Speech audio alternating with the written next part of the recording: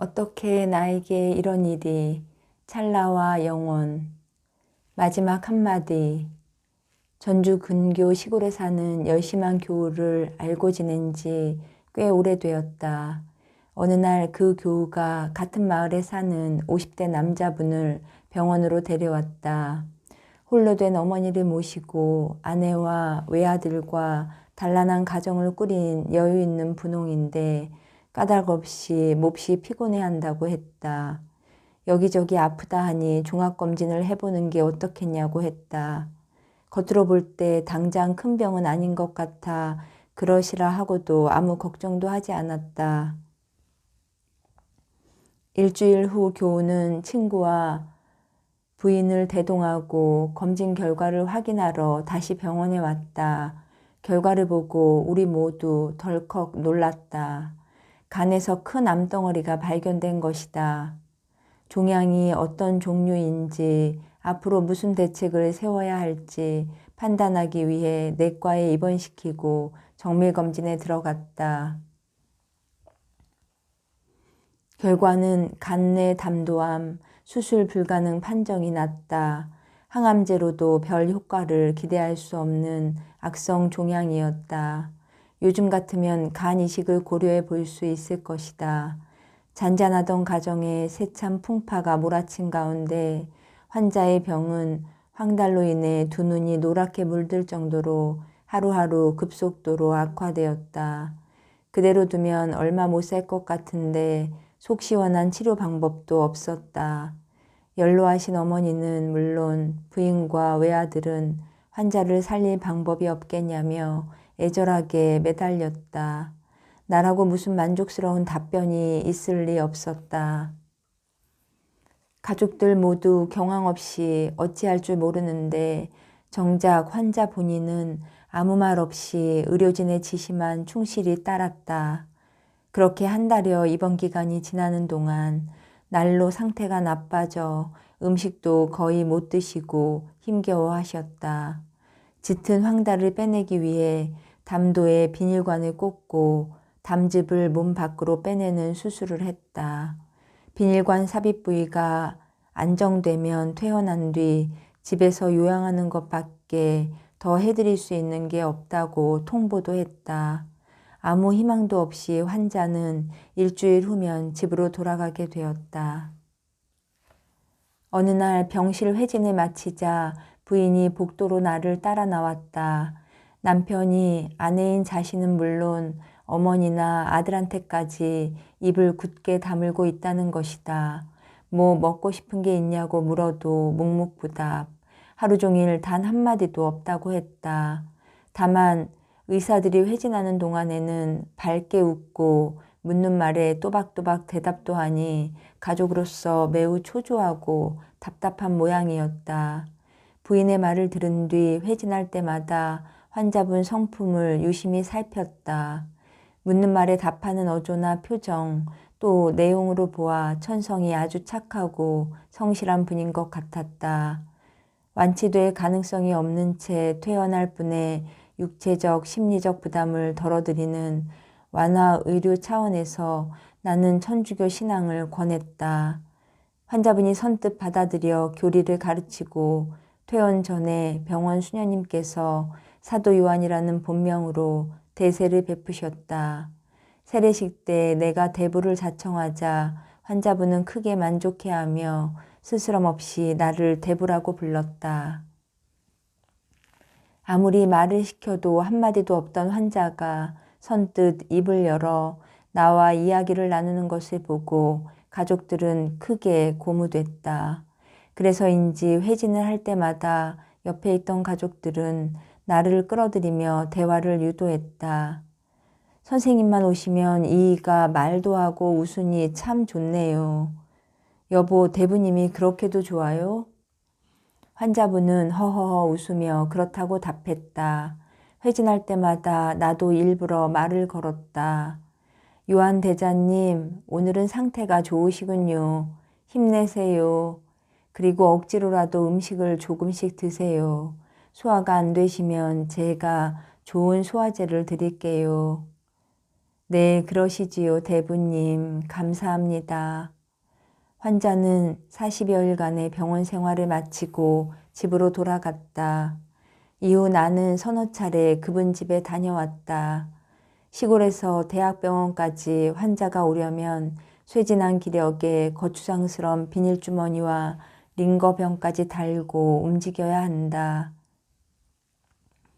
내가 왕진 가서 소독하고 링거병도 갈아주면 여러 가지로 편하고 환자와 가족의 만족도도 높았다. 간단한 진료를 마치고 나면 우리는 이런저런 이야기를 나눴다. 말수적어 과묵한 분이지만 성품은 더할 수 없이 진솔한 분이었다. 함께 기도하는 것도 잊지 않았다. 어느 날 왕진을 갔는데 환자분은 입이 다 타서 거의 말도 할 수 없을 정도로 힘겨워하셨다. 그 며칠 후 조용히 운명하셨다는 소식을 들었다. 얼마 뒤 환자의 친구인 교우분이 내게 와서 사도 요한 씨 임종을 지켜봤다면서 꼭 전해줄 말이 있다고 했다. 환자가 마지막인 듯 숨을 몰아쉬자 가족들이 울부짖으며 다그쳤다고 한다. 여보, 아들아, 아버지, 제발 무슨 말이라도 한마디만 남기고 좋은 곳으로 가세요. 가족들의 눈물 어린 호소에 환자가 바싹 마른 혀를 다셨다. 드디어 무슨 말을 하려나 보다 온 가족이 그의 얼굴에 귀를 가져다 댔다. 그러자 환자가 모기만한 소리로 이렇게 말했다고 한다. 대부님께 감사하다고 전해줘요. 세상에, 나는 기가 막혀 말이 나오지 않았다. 환자분과 내가 알고 지낸 것은 겨우 2달이다. 회진할 때 가끔 만났고 영세할 때 옆에 있었고 자가치료를 도와주고자 몇 차례 집을 방문한 게 전부다. 가족들한테 무건으로 일관했던 분이 마지막 순간에 어떻게 나를 떠올렸을까.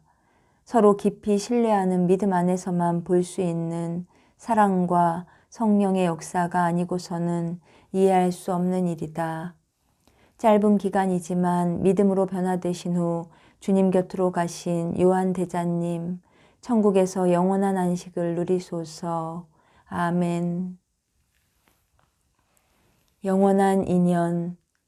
가톨릭 신자들은 용서라는 말을 귀에 딱지가 않도록 듣는다. 성전에서, 집안 기도상에서 늘 뵙는 십자가 예수님이 그 모범이시다.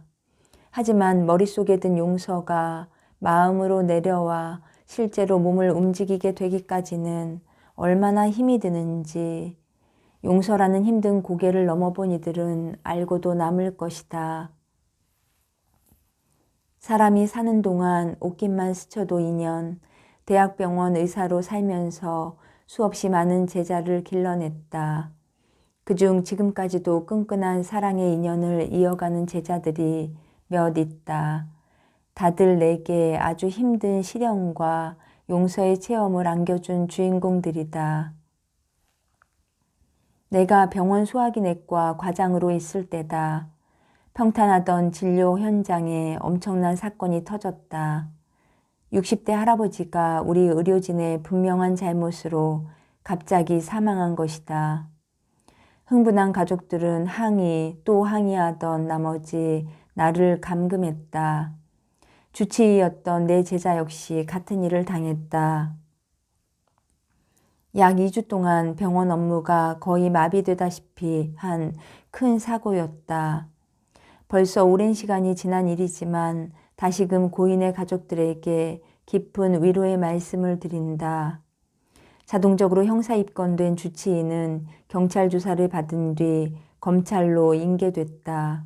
직접적인 원인 제공자는 아니어도 현직 과장인 나 역시 함께 입건돼 조사를 받았다. 대한민국 법 절차에 따라 시시비비를 가리면서 제자는 커다란 어려움에 직면했다. 우선 피해자 가족에게 민사상으로 도리를 다해야 하고 형사상 책임도 져야 했다. 특히 형사상 처벌 수위에 따라 병원에서 수련을 계속할 수 있을지도 가려질 판이었다. 나 역시 형사 입건되는 시련을 겪으면서 내 마음도 복잡했지만 한 가지는 분명했다. 이번 일만 없었다면 여러모로 유능하고 성실한 의사인 제자가 어떻게든 수련을 계속하게 할 묘수가 없을까 하는 것이었다. 고민하고 또 고민하면서 예수님께 상의를 드렸다. 주님, 어떻게 살릴 방법이 없을까요? 줄기차게 기도하며 매달리던 중 문득 영감이 떠올랐다.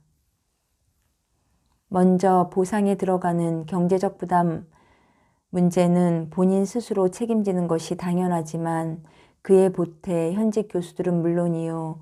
내과 수련을 거쳐간 모든 교실원이 합심해서 지원하면 해결이 좀 더 쉬울 것 같았다. 다음으로 수련 가능 여부는 법의 판결에 따라 병원 당국의 선처를 구하면 가능성이 전혀 없지는 않으리라 생각됐다. 다행히도 시간이 흐르면서 유족들의 격한 감정이 좀 가라앉아 양측의 민사상 보상에 합의가 이뤄졌다. 이에 교수들과 내과에서 수련하는 동료 의사들을 중심으로 개업 중인 선배들까지 다 자기 일처럼 여기며 지갑을 열어 주치의의 경제적 부담을 조금이나마 덜어줬다. 결과적으로는 의료사고지만 실수로 빚어진 일이니 기소유예 조치가 떨어진다면 얼마나 좋을까. 여러 상황을 참작해 관대한 처벌을 내려주십사고 검찰에 탄원서를 올려가며 최고 수장의 관대한 아량을 빌었다. 이런 노력이 좋게 작용했는지 정말 관대하게도 불기소 처분이 떨어졌다. 이제 마지막 남은 관문은 병원의 징계 수위다. 징계위원을 맡은 교수들을 일일이 찾아다니며 아까운 젊은이 하나 살려보자고 간곡히 부탁드렸다. 비밀투표 끝에 2명을 제외한 전원이 경징계에 표를 던졌다. 이로써 주치의는 급여가 깎이는 감봉 처리만 받고 극적으로 수련을 계속할 수 있게 되었다. 지금 전문으로 다복하게 잘 살고 있는 그 제자는 해마다 명절이면 나를 못 잊고 찾아온다. 내가 병원장일 때 험하게 후배 수련을 시키다가 인턴들의 항의 농성을 불러온 제자, 그리고 간호사들의 스트라이크를 일으킨 제자도 명절 단골 손님이다. 내가 제자를 위해 예수님처럼 목숨을 바친 것은 아니다. 그렇다고는 해도 병원장 자리나 형사 입건돼 불편한 내 처지에만 연연했다면 제자들과 이처럼 영원한 인연을 맺지는 못했을 것이다. 시간이 흐르고 보니 그리고 신앙 안에서 헤아려 볼 때 고난이 귀한 열매를 맺는다는 것은 참으로 그르침이 없는 진리다. 죽음 앞에서 부르는 영가와 탄성. 나는 의사로서 히포크라테스 선서가 가르쳐준 환자에 대한 의사의 자세 중에서 아주 중요하다고 생각하여 몸소 지켜온 게 있다. 그것은 환자가 사망할 때 가능한 한 의사가 임종을 지켜보고 사망하면 그 시각을 환자 차트에 정확히 기록한 뒤 서명하는 일이다. 후학들에게도 이 점을 강조하며 가르쳐 왔다. 그런데 호스피스 완화 의료 환자를 돌보면서 언제부터인가 환자가 사망하는 마지막 순간을 예리하게 관찰하면서 임종하는 분의 최후의 숨을 놓치지 않으려고 애쓰게 되었다. 임종하는 분들은 대부분 마지막 숨을 내뱉으며 온몸에 가냘픈 경련을 일으키며 운명하신다. 그런데 신앙이 신실한 소수의 사람들에게서 임종하기 직전 한국말이 아닌 이상한 언어로 헛소리 같은 것을 말하다가 숨을 거두는 모습을 드물게 만난다. 그런 경우를 소개한다. 첫 번째 사례는 27 나이로 소천하신 믿음 깊은 여인이다. 임신 중에 걸린 감기가 급성 폐렴으로 진행되어 입원한 지 14일 만에 중환자실에서 운명하셨다. 남편이 쓴 글에 그분 최후의 모습이 담겨 있다. 날마다 하느님의 크신 은혜와 성모님의 도우심에 감사와 찬미를 드리고 의료진과 이웃들에 감사하며 함께 성가를 부르고 성경을 봉독했다. 아내를 위한 생미사가 전동성당에서 봉헌되는 그 시간에 기도를 하던 아내는 갑자기 소리를 치듯 말했다. 저기 봐요, 저 하늘의 십자가를. 예수님과 성모님이 내려다보시네요. 아, 층층대가 하늘에서 땅 위까지 내려왔어요. 이어서 아내는 하늘을 우러러보며 나직하게 노래를 불렀다. 라라라 르르르. 무슨 뜻인지 알 수 없었지만 한참 동안 계속되는 그 노래는 무척이나 신비로웠고 아내의 얼굴에는 평화의 빛이 넘치고 있었다. 그 후 아내는 숨을 거뒀다. 숨진 아내의 얼굴은 무척이나 곱고 아름다웠으며 입가에는 밝은 미소를 띠고 있었다. 라라라 르르르 신비로운 이 노래가 심령에 연가라는 것을 나는 성령쇄신 봉사회 일을 하면서 알게 되었다. 평소 성령운동과 전혀 관계가 없었더라도 가난과 역경 속에서도 오로지 신실하게 믿음을 지키며 살아온 분의 마지막 모습에서 영가를 관찰할 수 있었다. 내 생각에 이런 분의 영가는 이승에서 놀라운 세계로의 입소가 확정되는 순간에 이루어지는 죽음에 이긴 승리의 찬가가 아닐까 한다. 창세기에 이런 말씀이 있다. 야곱이 꿈을 꾸었다. 그는 꿈에 땅에서 하늘에 닿는 층계가 있고 그 층계를 하느님의 천사들이 오르락 내리락 하는 것을 보고 있었는데 창세기 28장 12절. 두 번째 사례는 고등학교 교사의 부인으로 두 남매를 남기고 운명하신 분이다. 자궁암과 위암 증세가 심해 가끔 돌연히 새빨간 피를 입으로 토하셨는데 그토록 심각한 상황임에도 깔깔 웃고 밝게 이야기하며 굳은 믿음으로 명랑하게 병원 생활을 하셨다. 하루는 그분이 많은 양의 붉은 피를 토한 뒤 얼굴을 깨끗이 씻고 머리도 빗으며 예쁘게 단장을 하셨다. 마침 임보성체외 병원 수녀님이 오셨다가 그 모습을 보고 농담을 건네셨다. 자매님, 죽음을 앞두고 예쁘게 단장하면 뭐해? 부인은 정색을 하며 말했다. 아니에요, 수녀님. 예뻐야 해요. 예뻐야 해요. 왜 예뻐야 할까? 수녀님이 되묻자 그분이 답했다. 주님을 만나면 예쁘게 보여야 해요. 많은 피를 토해 창백해진 얼굴을 정성껏 단장하던 자매님은 그날 밤 임종을 맞았다. 다음 날 남편은 아내가 한참 동안 알 수 없는 외국어로 노래를 계속 부른 후 조용히 숨을 거뒀다고 신부님과 내게 전해주었다. 세 번째 사례는 영세한 지 1년밖에 안 됐지만 레지오 단원으로 활동하며 열심히 살다가 담관암 말기로 온몸이 노랗게 황달로 물들어 소천하신 분이다. 이분 신심이 대단했다.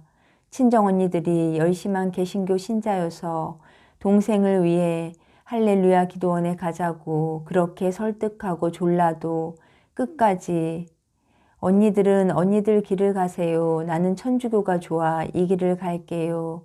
라며 옹골차게 천주교 신앙을 지켰다. 그리고 초등학교 교사인 남편에게는 새끼손가락을 내밀며 자기가 죽으면 꼭 재혼하라고 약속과 다짐까지 받은 독특한 분이기도 했다. 임종이 다가오면 예수 마리아, 예수 마리아, 아멘을 계속하라고 대모님이 가르쳐줬나 보다. 환자는 대모의 가르침대로 충실히 기도를 연습하며 임종을 준비했다. 새벽에 아내가 세상 뜨는 모습을 지켜본 남편은 한국말이 아닌 이상한 언어를 한참이나 하더니 곧 숨졌다고 전해주었다. 그리고 한쪽 손에 종이 쪽지를 쥔 채 운명했는데 쪽지를 펴보니 3가지 당부가 적혀 있었다고 했다. 여보, 꼭 재혼하세요. 내 통장에 있는 돈은 장애인을 위해 헌금해 주세요. 아이들에게 반드시 신앙교육을 시켜주세요.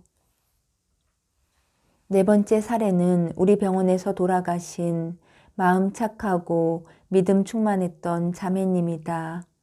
남편 직장이 있는 대전에서 살던 중 뜻하지 않게 간암에 걸려 대전은 물론 서울의 큰 병원에서 치료하다가 소문을 듣고 나를 한번 만나보자고 우리 병원으로 오셨다. 이미 치료가 불가능할 정도로 증세가 악화되어 우리 병원에서 더 해드릴 수 있는 게 무엇일까 고민이 되었다. 일단 입원을 시키고 나와 병원 수녀님이 합심해 기도를 바쳐드리자고 의견을 모았다. 내과병동 2인실에 머물면서 환자는 내가 회진하는 시간을 무척이나 기다렸다. 이분을 위해 정성 어린 기도를 2차례 바쳐드렸다. 기도를 받고 나더니 환자는 기쁨과 평화가 충만하다고 했다. 통증이 심해 2시간마다 진통제를 맞지 않고는 견디지 못하던 분이었는데 진통제를 맞지 않고도 일주일 동안이나 잘 견뎌냈다. 참 신비스러운 일이었다. 통증이 줄고 컨디션이 좋아지자 전북 장수의 어느 공소에 가보기를 소원하셨다. 거기 계신 성모님께 기도드리면 치유가 일어난다는 어떤 사람의 말을 들은 것이다. 말렸으나 바람 쐴 겸 한번 다녀오겠다고 해서 남편과 함께 가도록 허락했다. 그러나 거기에 다녀온 후 병세가 급속도로 악화됐다. 토요일 오전에 회진하며 기도를 해드리는데 나를 겨우 알아볼 정도였다. 그날 오후 늦은 시각 그분은 병실에서 조용히 그리고 평안히 운명하셨다. 자매님의 마지막 순간을 남편이 전해주었다.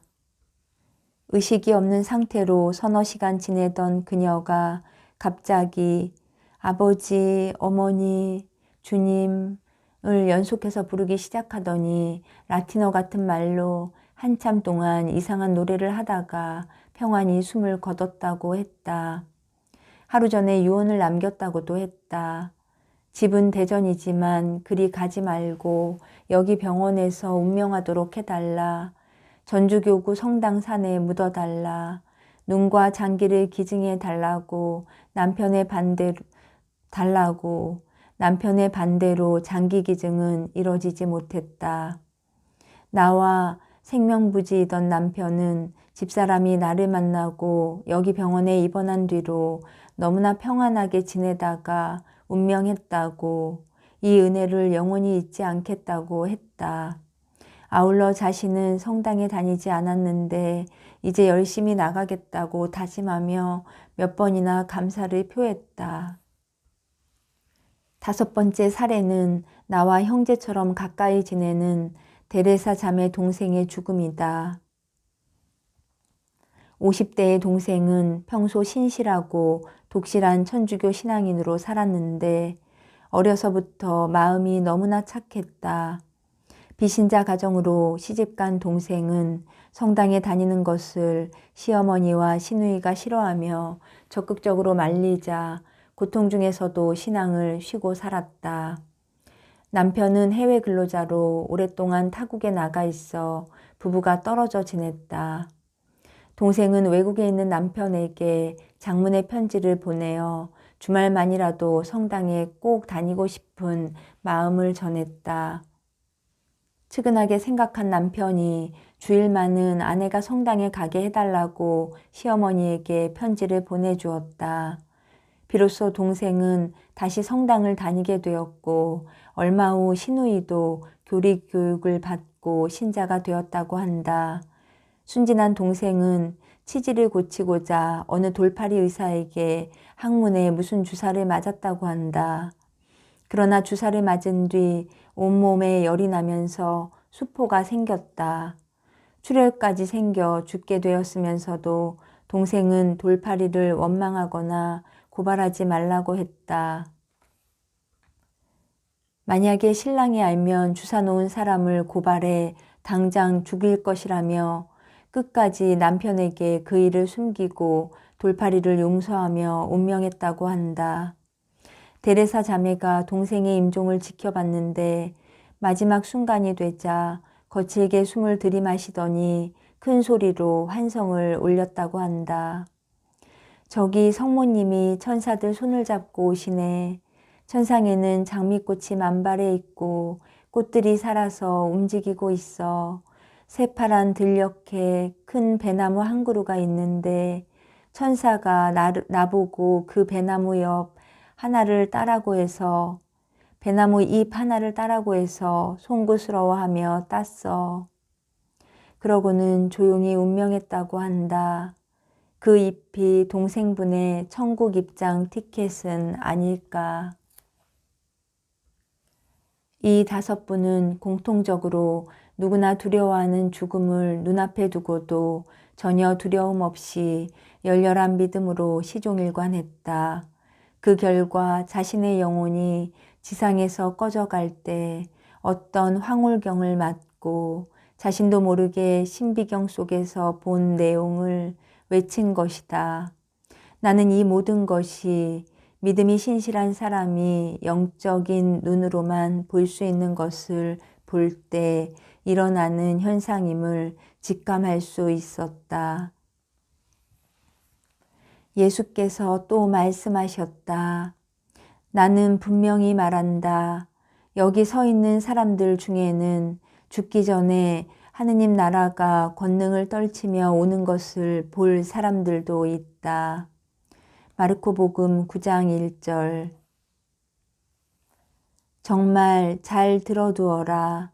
너희는 하늘이 열려 있는 것과 하느님의 천사들이 하늘과 사람의 아들 사이에 오르내리는 것을 보게 될 것이다.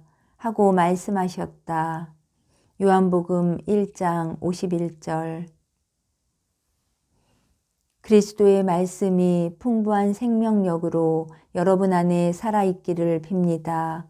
여러분은 모든 지혜를 다하여 서로 가르치고 충고하십시오.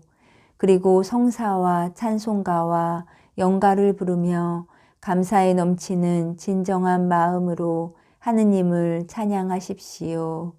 콜로새서 3장 16절.